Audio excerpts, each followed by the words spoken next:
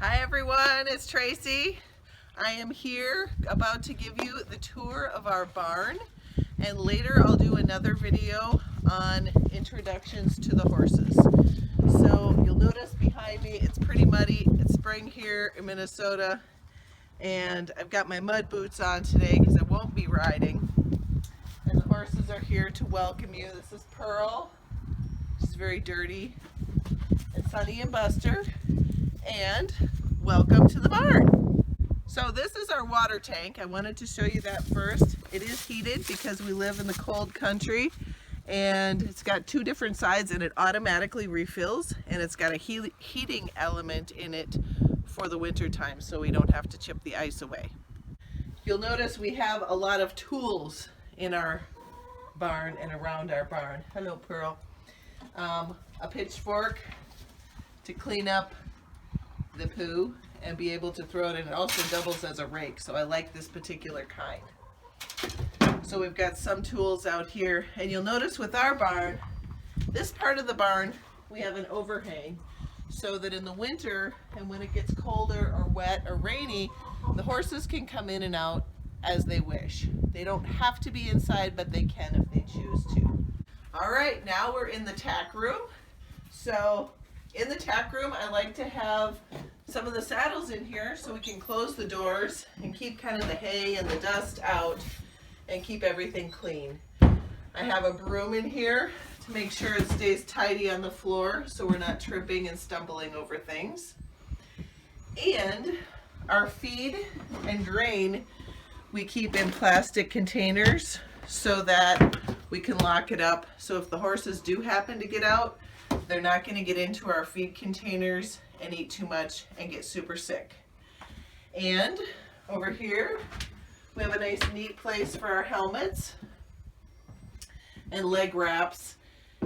These are more for traveling. They're the big cushy kind, so when they're traveling for long ways in our trailer, they can be comfortable. Bunch of extra horseshoes that my kids have collected. Not sure why. And here's our brush bucket. And I mentioned a cool tool the other day for filing the horse's hooves. It's a rasp, a special kind that I bought. It's easier for people to hold, but they can easily file the hoof off in between farrier visits if you need to. And we have some extra tack, some extra bridles and things over here. And I like to keep halters and lead ropes in one location, and then bridles that the horses will wear in a totally different spot. And this is the main part of the barn where we keep our hay. I like to keep the hay dry, and we put them up on pallets so that the air can circulate underneath the hay so your hay doesn't get wet and moldy while it sits here all winter long. And we have a smaller supply now that winter's almost finished. And I have my wheelbarrow that I put the hay in to carry it out to the horses so I don't hurt my muscles. And this is actually my favorite wheelbarrow. It seems silly to like a wheelbarrow, but this bad boy has two tires, so it's easier to balance and push. So when you're not feeling like a superhero and you're not too strong, it's a little bit easier. Over here we just have our straw for the chickens, so that has nothing to do with horses. It's just where we keep the bedding for the straw for the chickens.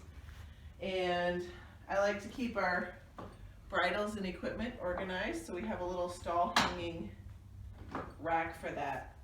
And here's our stalls. It's got a nice latch and sliding doors on it, and I always have to double latch it when Sunny is in here because he can tend to let himself out of the stalls. And we have some more saddles over here, some extra ones, and we made a saddle rack to set them on and stack them so you can have a nice, neat, tidy place for them. And I generally keep my saddle pad on top to prevent the saddle from getting dirty. Over here, kayaks. We are not pulling kayaks with the horses. That's silly. But this is where we keep the barn fan in the hot summers. I turn on the barn fan. You do want a barn grade fan if you're going to have one, because I've heard stories of regular house fans getting filled with dust and things like that and starting a fire. So you don't want that. You want a barn grade, either a freestanding one or one that you can set on the ground too. And I try to keep our equipment in tote bins so they don't get dirty. And here's a little fun project I've been doing, making a ball of twine string to see how big it can get by the end of the year. It's not very big so far. All right, this is the pasture area. It's our big main pasture. And you can see that we have a fence line out here that sections off the different parts of the pasture so that you can let one area grow up, let the grass grow up, while the horses are eating on this part of it. And you can kind of see as we pan up this way is the paddock area. We have lots of gates so that we can section them off and catch them when we want to catch them. And it shows the barn and water tank in the background. Now that they're drinking, you can kind of see how it refills. Pearl's taking a big drink, and then it refills itself. Well guys, that's it for today.